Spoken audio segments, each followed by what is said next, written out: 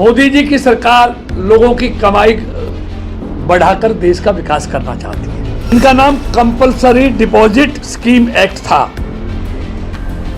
इसके तहत करदाताओं, संपत्ति धारकों और सरकारी कर्मचारियों को अपनी कमाई का 18% सरकार के पास जमा कराना होता था। लोगों की जो आर्थिक कमाई है, संपत्ति है, अब उस पर अपना पंजा मारने की कोशिश की शुरुआत की है। पत्रकार और छायाकार मित्रों, आज की इस प्रेस वार्ता में आप सबका स्वागत है, अभिनंदन है। जैसा आपने देखा होगा, देश के यशस्वी प्रधानमंत्री जी ने कांग्रेस का जो घोषणा पत्र है, उसमें जो उनका छुपा हुआ एजेंडा है, उसको जब से देश के लोगों के सामने रखा है, कांग्रेस में बहुत छटपटाहट है, बहुत परेशानी है। क्योंकि कांग्रेस अब परिवारवादी, तुष्टीकरणवादी सोच के साथ साथ अब माओवादी सोच के लिए कुछ सोच को आगे बढ़ा रही है। तभी उन्होंने 60 के दशक में जो उन्होंने तुष्टीकरण की राजनीति, चुनाव जीतने का जिसका हथियार बनाया था, लेकिन 2014 में हमारे यशस्वी दुनिया के लोकप्रिय नेता मोदी जी ने विकास को चुनावी एजेंडा बनाकर देश के सामने ले गए, तो लगातार जीत हासिल कर रहे हैं। अब कांग्रेस ने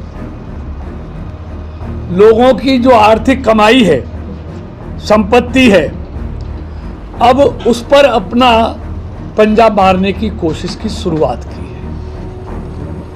जैसे उन्होंने कहा है कि हम देश में सर्वे कराएंगे, किसके पास कितनी जमीन है, कितने बैंक में पैसे हैं, कितने मकान हैं, कितने जेवर हैं,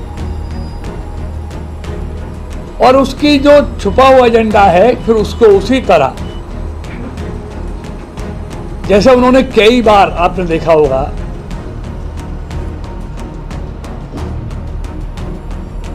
अगर 60 के दशक में देखें तो उन्होंने